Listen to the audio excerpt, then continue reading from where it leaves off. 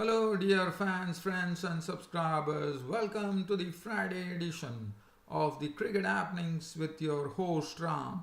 And on this cricket show, I'm going to start off with the live cricket update, which is coming here on the final day of this test match, which is happening right now, where the Pakistanis were set a target yesterday by the Australian skipper Stephen Smith of getting 465 runs for victory, and I have to say that Pakistan are really being kept on a very tight leash here, as Pakistan have lost their 5 wickets for 116 runs currently, and right now the out of form Pakistan captain Misbah-ul Haq is at the crease, and Asad Shafiq is giving him company. But right now when I'm talking to you, we see that one boundary has been hit by Asad Shafiq, and the score has moved on to 119. But yesterday, the feature of the Australia's reply, in fact, first is Stephen Smith, the Australian skipper, decided not to enforce the follow-on, even though Pakistan were all out for 315, and instead giving his Australian players, Australian batsmen, a free license to go and really go and have a whack at Pakistan, and that's what they precisely did, as they went off really in a breezy fashion, as they put up a run rate of 7.53 runs per over. It was led by a David Warner century, which came of just 23 deliveries. It was absolutely splendid stuff there, and David Warner was continuing from where he left off in the first innings, as he now holds the record for the second fastest 50 in Test cricket. And it was really, no one would have probably known that this particular record of the fastest 50 was held by one right-arm off spinner and all-rounder from Australia 38 years back. So this record has stayed for 38 years, and his name is Bruce Yardley. Now, Bruce Yardley was a right-arm off spinner, and he was an all-rounder too, but a bowler who could bat, I would say. But to make if you look at David Warner, we can say that it's against Pakistan. But can you imagine a bloke by the name Bruce Yardley making a 50, the fastest 50 for Australia in a test match against the likes of the West Indies pace attack, which consisted of very fearsome fast bowlers: Andy Roberts, Michael Holding, Joel Garner and Colin Croft. And that is something which is really stupendous, I would say. And it was Bruce Yardley who held the record, and yesterday David Warner broke that record after 38 years. So that was something truly outstanding on the part of David Warner. But if I get time, I will talk about Bruce Yardley. What a knock that was. And Pakistan were left a target of, in fact, Australia declared the innings closed at 241 for 2, with everyone chipping in with runs, which I'll talk about. And Pakistan was set a target of 465 runs for victory, and they are really struggling right now while I'm talking to you, on 119 for 5. I'll come back to that. And also, yesterday we had Bangladesh versus New Zealand in the second T20 match, and Colin Munro became the third New Zealand batsman to actually slam a T20 century, as he hammered the Bangladeshi bowlers to all parts of the ground to make a quick fire 100 of just 52 deliveries. He made a 52 ball 100, and that really helped New Zealand to actually recover from a very tough situation that they were in at one point of time, and his 100 really did it to the Bangladeshis, as the New Zealand totaled up 195 for 7, and the Bangladesh lost this match by 47 runs. And as far as other cricket news is concerned, this is a news which is coming in from India. And as you know, England, after a lot of rest after the test series, will be resuming their battle with India, and this will be in the one-day internationals and the T20s. And the squad was named today. The ODI squad contained few surprises, one could say, with Shikhar Dhawan coming back after that injury. So that was one news. But the T20 squad had a bit of surprises. In fact, there was a guy by the name Rishabh Pant, who has been scoring very heavily in domestic cricket, and let me tell you, he's a wicketkeeper batsman and he really packs a punch. I mean, what is very very good about him is Rishabh Pant has already scored the fastest century in the Under-19 World Cup, and here comes his opportunity, as he's been scoring very heavily in the domestic season here in the Ranji Trophy, and the selectors have been forced to take him and put him into the T20 squad because they say that for him, he is such a player who is a very hard hitter of the ball. His strike rate was 94 in the local matches, and not only that, he has immense power to send the ball, in fact, even out of the ground. And not only that, he has a very good swing of the bat, and he could really send he could really be someone for the pace bowlers to really, not pace bowlers, any bowler. I think it would be really something for them to contend with. Well, as I said, the proof of it lies in tasting the pudding, so one has to wait to see what really comes. So Rishabh Pant is the person who has been named in the T20 squad, and he's just 19 years of age. But at the age of 19, he's having tremendous power in his arms to actually really send the ball high and handsome over the fence. So that is what his speciality has been. He has hit 47 sixes in this season, and that is his speciality, just for your information, friends and subscribers. So that is something that I will have a look at. But right now, what I'm going to do is I'm first going to go to the match between Australia and Pakistan, and we will have a look at what happened yesterday. So while I'm talking to you, the Pakistan score has just moved on to 123 for 5. Misbah ul Haq is not out on 18. Asad Shafiq has also reached 18. So Asad Shafiq has caught up with Misbah ul Haq. So let's have a look at what really happened with Pakistan. Well, as far as Pakistan were concerned, they were all out for 315. Yunus Khan making an unbeaten 175 with 17 fours and 3 sixes. What a battling knock from Yunus Khan. Yasir Shah gave him company. He was out for 10, and Imran Khan was out for naught. At 315 all out, one was probably expecting Steven Smith, the Australian captain, to enforce the follow on, but it didn't happen. Hazelwood had 4 wickets and 3 wickets to Nathan Lyon. Australia, in their second dig, Steven Smith deciding that his Wards would again bat in the second innings, and as I said, David Warner was out to a screeching start. He was really he was going hammer and tongs at the Pakistani bowling, and look at the way he actually hammered the Pakistani bowling. He scored 55 runs of 27 deliveries with 8 fours and 3 sixes. Probably one was thinking that whether there's a T20 match going on, such was the power of his stroke making there, David Warner. And the bowling, if you look at the bowling, Australia making 241 for 2 declared. And look at the bowling, Imran Khan, 6 overs, 2 maidens, none for 43. Yasir Shah, 14 overs, not a single maiden. He was carted for 124 runs with only 1 wicket to show besides his name. Wahab Riaz, 7 overs, 1 for 28, was the one who bowled with a semblance of respectability. Azhar Ali, 5 overs, none for 40. And David Warner, as I said, hit a 23 ball 50. I mean, he scored the second fastest century. 23 of 23 balls, he scored a 50, and that was absolutely great. He really pummeled the Pakistani bowling, and as I said, now he holds the record for the second fastest 50 in test matches after Misbah ul Haq, the current Pakistan captain, who did it against Australia in probably in the United Arab Emirates. David Warner, 55 was his contribution of 27 deliveries, 8 fours and 3 sixes. He really went hammer and tongs at the Pakistani bowlers.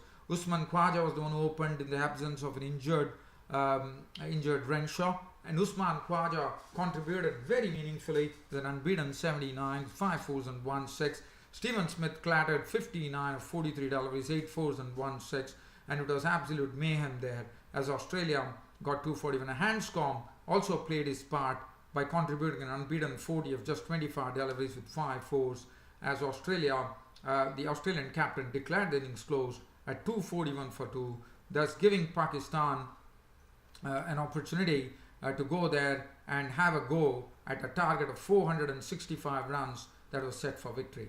So it all started with Shardul Khan, the opener, really slashing his way about, and he was doing it to both Mitchell Starc, especially to Mitchell Starc. Jason Hazelwood Josh Hazelwood was someone who was still absolutely on the money. And Shardul Khan smashed 40 with 6 fours and 1 6, and then trying to slash one more delivery, this time from Rana Mossman and Nathan Lyon, played into the hands of David Warner for 40. So he was gone, but as I said, Shardul Khan had really taken off beautifully there, but the joy was short-lived as he was out for 40. So that made it 51 with Azhar Ali on 10 playing the percentage game. But today they lost. Josh Hazelwood was once again into real business here. First he actually had Azhar Ali cotton bowled for 11 with 1 boundary, and then the night watchman Yasir Shah was sent yesterday. He was doing a good job, and Babar Azam was trapped LBW bowled Hazelwood in similar circumstances as to what he did in the first innings. He was gone from 9 with 2 boundaries. Yunis Khan contributed 13 with 2 boundaries before Nathan Lyon picked up his wicket, but Yasir Shah, the night watchman, was really doing a fine job by defying the Pakistani bowlers there as he kept on waiting at the crease, and his contribution was 13 runs, but he had consumed 93 deliveries. But then Yasir Shah finally was out as Steve O'Keefe, the left-arm spinner, got his first wicket in the second innings as he forced Yasir Shah to have a forward prod, and the ball took the edge of the bat, and the substitute Jackson Bird taking a very nice catch there in the slip region. He was gone for 13. So as I'm talking to you, Pakistan's score has inched to 127 for 5. As I said, this is the final day of the match. Misbah-ul-Haq is trying to find his form here. He's batting on an unbeaten 18 with 3 boundaries. Asad Shafiq has overtaken Misbah-ul-Haq. He's not out on 22. So I think this is the most crucial pair which has to play for a long time. If at all, one knows for a fact that Pakistan wouldn't be able to win this match. But one thing that they can do is they can actually go and actually draw this match and stop Australia from doing a clean sweep of the series.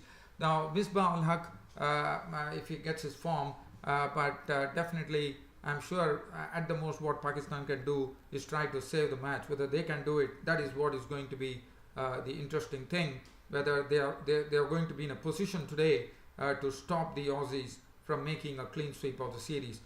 Mitchell Starc, none for 44, 2 wickets to Hazelwood and Nathan Lyon. I'll come back to that later. Probably we can go for some live cricket update if at all time permits, but I doubt really. So let's get on to the second T20 match between New Zealand and Bangladesh. And New Zealand actually won the T20 series, but just talking about it in a very brief manner. New Zealand were put in a bit of a bother by the Bangladeshi spinners on this particular ground. This was the second T20 which was played at the Bay Oval in Manguini, and New Zealand, as I said, they really struggled in the initial part as they were at one stage they were 46 for 3, but Colin Munro totally transformed the game to hammer the Bangladeshi bowlers to the tune of 101 runs of just 54 deliveries with 7 fours and an equal number of sixes, and also he became the 3rd New Zealand player to score a T20 century. And what a knock from Colin Munro, absolutely power-packed knock from him. And the previous ones being Brendan McCullum Martin Guptill, and now Colin Munro. He also got good support from the Tom Bruce, who was actually playing his second T20 match, and I've already said in Twitter that he has a strike rate of 156. Well, he was not doing the biffing. The biffing was being done by Munro, but Tom Bruce was giving him admirable company as they absolutely hammered. I mean, Tom Bruce also looked pretty good in his knock. He was there till the end to see to it that New Zealand finished at 195 for 7. His contribution being an unbeaten 59 of 39 delivers 5-4. So this was his, and 1-6, and this was his maiden 50 in T20 cricket, and maiden 50 in T20 internationals. So Tom Bruce did a fine job. But other than that, if you take away Colin Munro and Tom Bruce, well, there's nothing to really talk about. Luke Ronchi out for naught, who opened the innings with Kane Williamson, was out for 12. Anderson for 4, Grandhomme 2, Neesham 5, Santner 4, 195 for 7. The bowling, Shakib Al Hasan I thought did a fine job. 4 overs, 1 for 32, 1 for 38, Mushrafa Murtaza. Rubel Hussain did a good job, I thought, in the death overs to really not allow New Zealand a lot of liberties. 3 for 37 for him. Mustafizur Rahman, 4 overs, none for 30, did his job as well. Mustaq Hussain, 2 overs, 1 for 22, and then taken off. And Mahmudullah was clattered by Colin Munro in one single over, where he leaked 28 runs with 4s and 6s hit at will, and Mahmudullah finished with shabby figures of 2 overs, none for 32. Bangladesh were given a target of 196 runs, and they tried their best. The man who really helped them was Sabbir Rahman, who was hitting some very good shots. I thought he deposited one over the long off boundary, one over the long on boundary, and also one straight down the ground, hitting 3 6s and 3 4s in a knock of 48 of just 32 deliveries with 3 4s and 3 6s. Other than that, Soumya Sarkar played a good hand with a 39 of 26 balls, 3 4s and 2 6, but as I said, to no avail. Other than that, there was not any significant contribution, and Bangladesh ended up with 148 all out. Tamim Iqbal out for 13, Imrul Case not, 1 to Shakib Al Hasan, Mahmudullah making 9, Mosarak 1, Nurul Hasan 10, Mushrafa Murtaza 1. I'm not going to go into the details. 148 all out, and New Zealand actually winning the second T20 match by 47 runs, and thus taking the 3-match series 2-0 with 1 more to go. Santner had 1 for 14, Trent Bolt 1 for 28, Ben Wheeler 2.1 overs, made 16 runs, 2 wickets, Grandhomme 2 overs for 33, Ish Sodhi 3 for 36, and that was then Colin Munro for his T20 100 took away the man of the match, and rightly so. But right now we will go to the selection which has been done, as I said, and let's talk about the T20 squad. As I said, India has a new face. Just look out for this bloke, 19 years old, already holds the record for the fastest century in T20 in under 19 World Cup, Rishabh Pant, and this bloke has been scoring in electric fashion in the domestic tournament, which we call it the Ranji Trophy. He's averaging 94, his strike rate is 94, he also hit a triple century, and he's one player who really, at the age of 19, to see such enormous power being coming out of this bloke, it is something truly outstanding, and one is really waiting to catch a glimpse of Rishabh Pant taking on the Englishman, because he's such a player.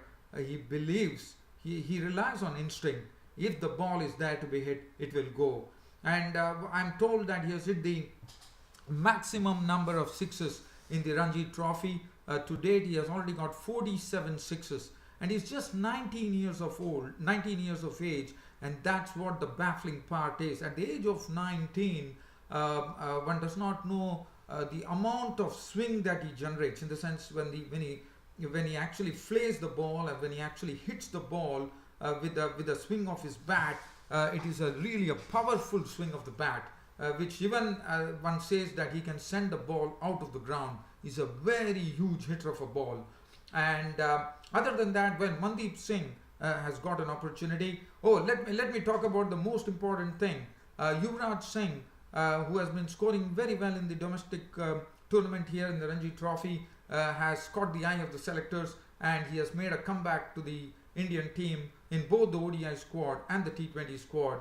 And I think Yuvraj Singh, to me, is someone who is probably going to get onto his own in this particular series. It's just my sort of a gut feeling that I'm getting here. And T20, so Mandeep Singh has got in. Suresh Raina has made it to the T20. Other than that, there's nothing to talk about. The ODI squad has Shikhar Dhawan coming back. Other than that, I'm not going to go into those real teams here due to shortage of time. But I hope you all enjoyed this cricket broadcast of mine.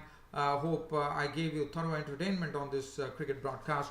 And I'll be there to see you all tomorrow. That's on a Saturday on my next Cricket Happening show, probably with the outcome of the Pakistan versus Australia match, which is right now underway. I'm going to leave you with this live cricket update.